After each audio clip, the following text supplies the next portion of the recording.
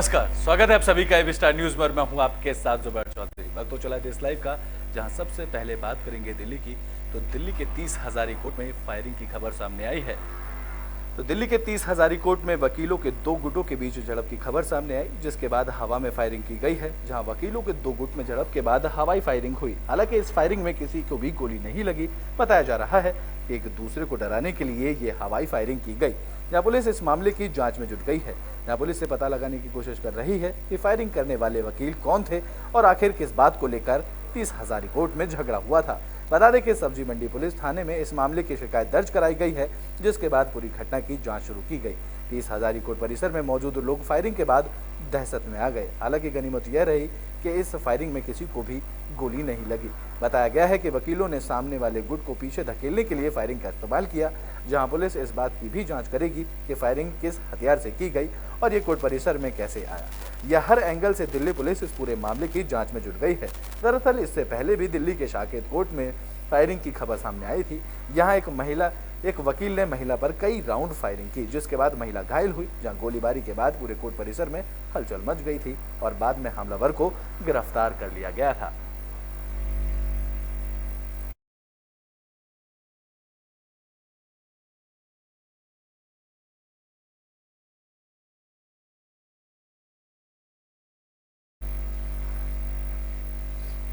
Britain में बात कर लेते हैं आदिवासी युवक पर पेशाब करने वाले आरोपी परवेश शुक्ला की, जिसका घर पर बुलडोजर चला दिया गया है।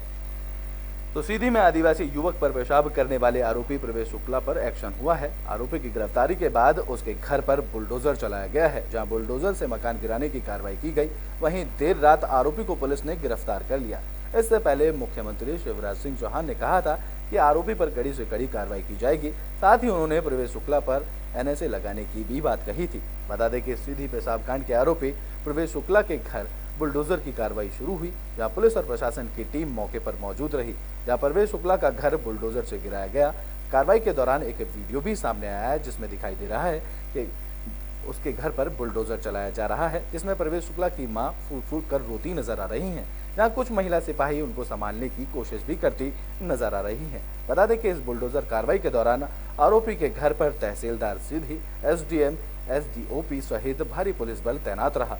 दरअसल आरोपी प्रवेश शुक्ला बीजेपी विधायक केदारनाथ शुक्ला के पूर्व प्रतिनिधि हैं, जहां उनके पिता रामाकांत शुक्ला किसान हैं, जहां पूर्व में उप सरपंच भी वो रह चुके हैं। आरोपी की एक 3 साल की बेटी भी है, जहां आरोपी अपने पिता का इकलौता बेटा है और उसकी 2 सगी बहनें हैं। बता दें कि प्रवेश शुक्ला का एक वीडियो सामने आया था, जिसमें वो एक आदिवासी मजदूर पर पेशाब करता दिखाई दे रहा था। वीडियो वायरल होने के बाद प्रवेश शुक्ला फरार हो गया था। जहां मंगलवार देर रात पुलिस ने प्रवेश शुक्ला को गिरफ्तार किया। इसके बाद ही कांग्रेस पार्टी ने यह आरोप भी लगाया था कि प्रवेश शुक्ला बीजेपी का कार्यकर्ता है, जिसके बाद लगातार ये मामला तूल पकड़ने लगा और अब प्रवेश शुक्ला के घर बुलडोजर से कार्रवाई की गई है।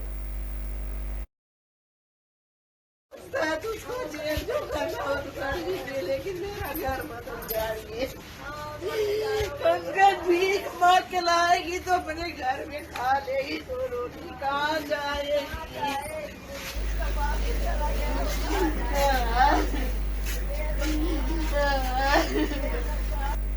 ब्रिटेन में बात कर लेते हैं उड़ीसा ट्रेन हादसे की, जिसको लेकर सेफ्टी कमिश्नर ने रिपोर्ट सौंपी है। ओडिशा के बालासोर में हुए ट्रेन हादसे में रेलवे सुरक्षा आयुक्त ने जांच रिपोर्ट रेलवे बोर्ड को सौंप दी है। जहां रिपोर्ट में मानवीय चूक और कोरोमंडल एक्सप्रेसवे को गलत सिग्नल दिए जाने की बात कही गई है। हालांकि रिपोर्ट में बाकी जानकारी गुप्त रखी गई है। जहां बताया जा रहा है कि रेलवे बोर्ड अब सीबीआई जांच की रिपोर्ट का इंतजार कर रहा है। बता दें कि रेलवे मंत्रालय के अधिकारियों ने हादसे के बाद इंटरलॉकिंग सिस्टम में छेड़छाड़ की आशंका जताई थी। इसके बाद इस मामले की जांच सीबीआई को सौंप दी गई थी। जहां सीबीआई की रिपोर्ट आने के बाद ही रेलवे बोर्ड इस मामले में आगे के कोई कार्रवाई करेगा। बता दें कि ओडिशा के बालासोर में हुए रेल हादसे को लेकर जो रिपोर्ट सामने आई, उसमें बताया गया है कि गलत सिग्नल सिस्टम के चलते ये भीषण हादसा हुआ। अब इस रिपोर्ट को लेकर विपक्ष ने मोदी सरकार को घेरना शुरू कर दिया है। जहां टीएमसी के बाद कांग्रेस ने भी लगातार इस रिपोर्ट पर सवाल उठाए हैं। जहां कांग्रेस नेता जयराम रमेश ने कहा है कि मोदी सरकार की गलत प्राथमिकताओं के चलते ये हादसा हुआ है। उन्होंने आरोप लगाया है कि प्रधानमंत्री और रेल मंत्री ने अपनी जिम्मेदारी से पल्ला झाड़ने के लिए एक थ्योरी तैयार की थी, जो वो थ्योरी अब फेल हो चुकी है। जहां कांग्रेस नेता जयराम रमेश ने ट्विटर पर लिखा कि यह साफ हो चुका है कि प्रधानमंत्री और रेल मंत्री की तरफ से पेश की गई थ्योरी जवाबदेही से बचने और हेडलाइन मैनेजमेंट के लिए किया गया। रेल सेफ्टी कमिश्नर ने अपनी जांच में बताया है कि संबंधित प्रक्रियाओं और प्रणालियों के गंभीर कमियों के कारण बालासोर ट्रेन दुर्घटना हुई।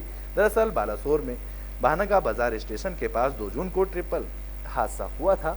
यहाँ चेन्नई से हावड़ा जा रही कोरोमंडल एक्सप्रेसवे लूप लाइन से खड़ी मालगाड़ी से जा टकराई थी, जिसके बाद कोरोमंडल के कई डिब्बे पटरी से उतर गए थे। ये डिब्बे पास वाली लाइन से गुजर रही यशवंतपुर हावड़ा एक्सप्रेसवे से टकरा गए थे, जहां इस हादसे में 300 से ज्यादा लोगों की मौत हुई थी, तो वहीं 1100 से भी ज्यादा लोग घायल हुए थे। लेकिन इसकी रिपोर्ट आने के बाद अब कांग्रेस लगातार केंद्र सरकार पर हमलावर होती नजर आ रही है।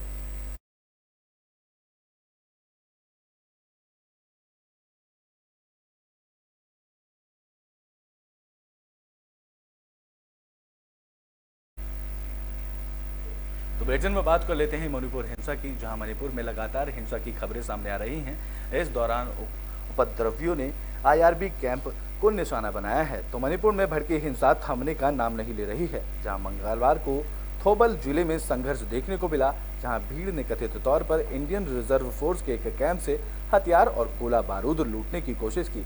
जहां भीड़ को रोकने के लिए सुरक्षा कर्मियों ने हवाई फायरिंग की, जिसमें 27 साल के एक युवक की मौत हो गई। इस मामले को लेकर अधिकारियों ने बताया है कि भीड़ ने हथियार और गोला बारूद लूटने के लिए थंगा बोक इलाके में 3री आईआरबी बटालियन के शिविर पर हमला करने की कोशिश की, जहां जल्द ही सुरक्षा बलों ने भीड़ को नियंत्रण करने के लिए पहले आंसू गैस के गोले और रबड़ की गोलियों का इस्तेमाल किया। जैसे ही भीड़ ने गोलियां चलाई, तो वहीं सुरक्षा बलों की तरफ से जवाबी कार्रवाई की गई। इस बीच एक युवक की गोली लगी, साथ ही असम राइफल्स के एक जवान के पैर में भी गोली लगी है। भीड़ ने सेना के वाहन को भी आग लगाई। यह युवक का नाम रोनाल्डो बताया जा रहा है, जिसे गोली लगने के बाद थोबल जिला अस्पताल ले जाया गया, लेकिन बाद में उसकी हालत गंभीर होने के कारण इम्फाल के एक अस्पताल में रेफर किया गया, जहां रास्ते में ही युवक की मौत हुई। तो वहीं इस हिंसा में 10 लोग घायल बताए जा रहे हैं। बता दें कि मणिपुर में मेतई और कुकी समुदाय के बीचों की झड़पों में 130 से भी ज्यादा लोगों की जानें जा चुकी हैं, जहां पहली बार राज्य में हिंसा 3 मई को तब भड़की जब मेतई समुदाय को अनुसूचित जनजाति का दर्जा दिया जाने की मांग के विरोध में राज्य के पहाड़ी जिलों में जनजातीय एकजुटता मार्च आयोजित किया गया था।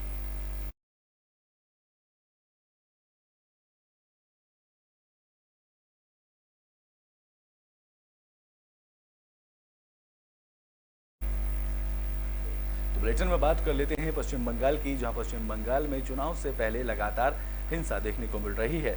इस कड़ी में साउथ 24 परगना में टीएमसी आईएसएफ समर्थकों के बीच बमबाजी भी देखने को मिली है। तो पश्चिम बंगाल में 8 जून को पंचायत चुनाव की घोषणा की तारीखों का ऐलान किया गया था और अब तक राज्य में हिंसा के चलते 13 लोगों की मौत हो गई है। बता दें कि पश्चिम बंगाल में होने वाले पंचायत चुनाव से पहले फिर एक बार हिंसा हुई है, जहां साउथ 24 परगना जिले के देगांग इलाके में मंगलवार रात टीएमसी और आईएसएफ समर्थक आपस में भिड़ गए। इसके बाद दोनों में एक दूसरे में बम से हमला किया गया। इसमें 17 साल के एक टीएमसी समर्थक की मौत का मामला सामने आया है। दरअसल घटनास्थल पर बड़ी संख्या में रैफ की तैनाती की गई। जानकारी के मुताबिक 17 साल के इमरान हसन ने मंगलवार को तृणमूल कांग्रेस के रैली में भाग लिया था, जिसके बाद देगंगे में बम हमले में उसकी मौत हुई, जहां सीपीआईएम और आईएसएफ पर इस बम अटैक का आरोप लगा है। बता दें कि 24 परगना में पंचायत चुनाव की सरगर्मी शुरू होते ही तेज हो गई, जहां इलाके में कई बार टीएमसी और आईएसएफ कार्यकर्ताओं के बीच संघर्ष की घटना देखने को मिली। लेकिन दक्षिण 24 परगना जिले में 5 लोगों की हादसे में मौत हुई थी और इससे पहले भी साउथ 24 परगना के बसंती इलाके में टीएमसी कार्यकर्ताओं की गोली मारकर हत्या कर दी गई थी।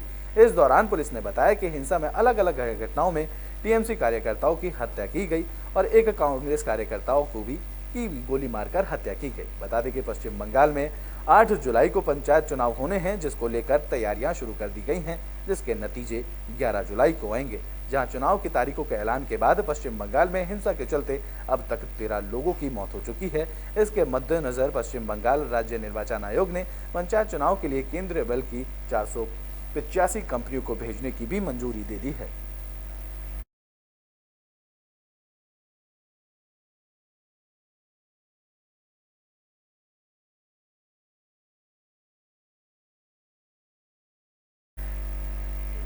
बुलेटिन के आखिरी में बात मौसम की कर लेते हैं, जहां दिल्ली यूपी समेत 26 जिलों में मौसम विभाग ने बारिश को लेकर अलर्ट जारी किया है। तो मानसून पूरे देश में दस्तक दे चुका है, जहां मौसम विभाग ने अगले 24 घंटे में मध्य प्रदेश, राजस्थान समेत 26 राज्यों में भारी बारिश का अलर्ट जारी किया है।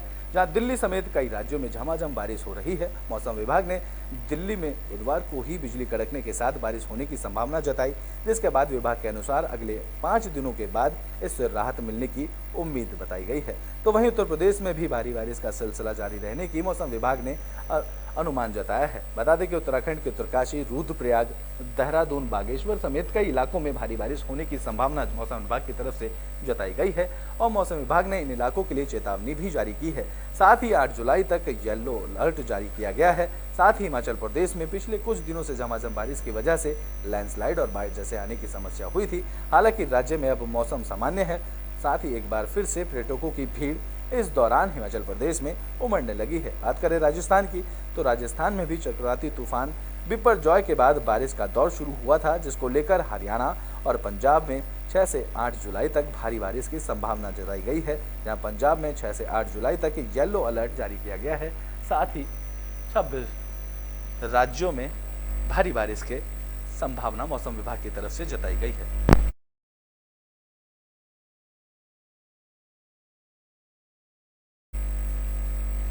देश लाइव में भी के लिए बस इतना ही। देश और दुनिया की तमाम खबरों के लिए देखते रहें एबी स्टार न्यूज़।